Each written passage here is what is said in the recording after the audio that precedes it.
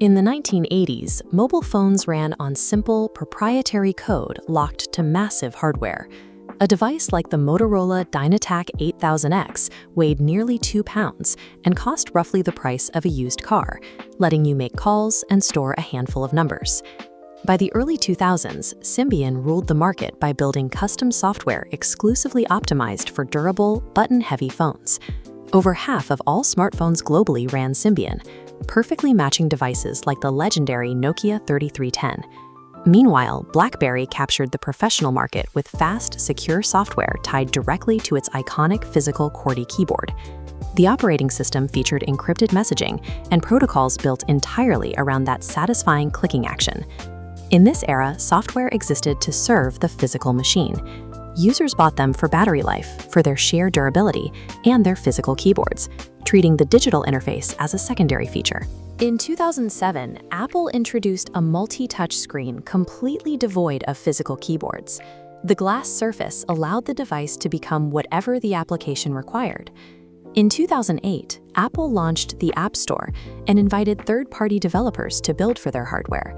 This move allowed a phone's capabilities to expand daily through new tools and services that Apple hadn't even imagined. Google countered almost immediately with Android.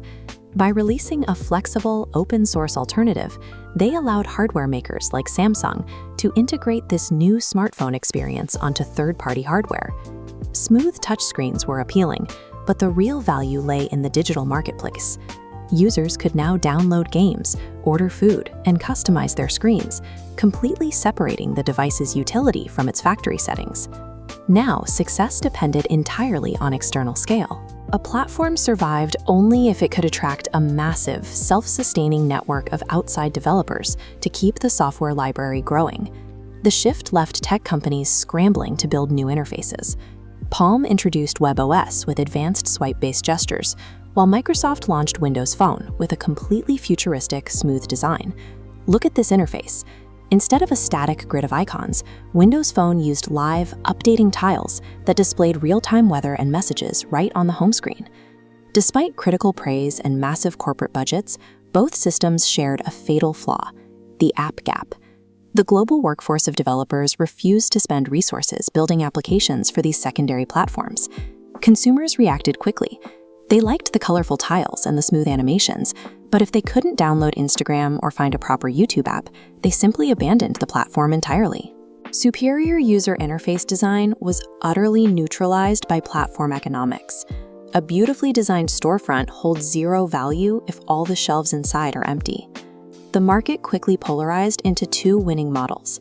Apple offered a highly curated, restrictive ecosystem entirely under its control, while Android provided a chaotic, highly customizable open-source alternative.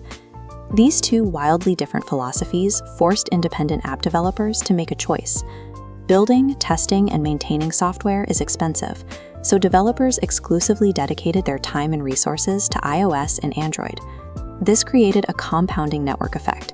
As developers locked into iOS and Android, the apps improved, drawing in more users, which in turn attracted even more developers.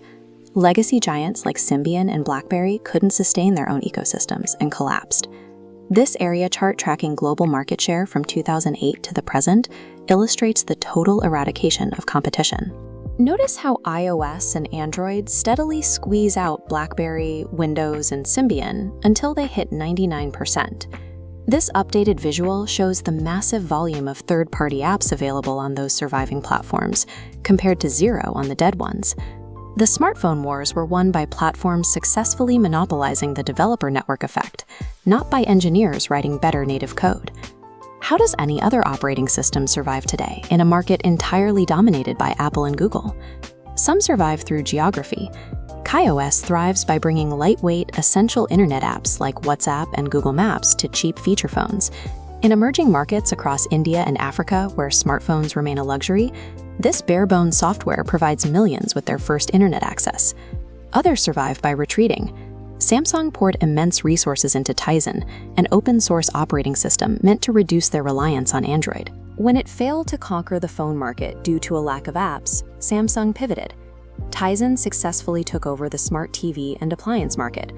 A refrigerator or an oven requires efficiency and stability. environments where a massive, diverse app library is completely irrelevant to the user experience. The first modern survival strategy is pure evasion. You move your operating system to hardware where the iOS and Android rules of engagement no longer apply.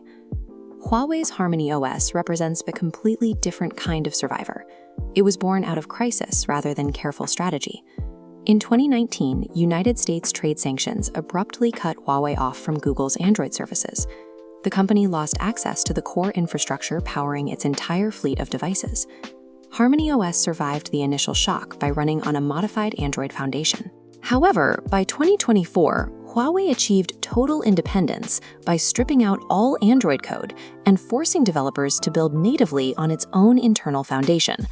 This platform defies the app gap entirely because of its geography. It is buoyed by the massive, insular scale of the Chinese domestic market and an army of local developers building specifically for Huawei hardware. A modern operating system acts like a digital nation. To survive today, you either need the global population of developers to sustain your ecosystem, or you need a literal nation to build a wall around you.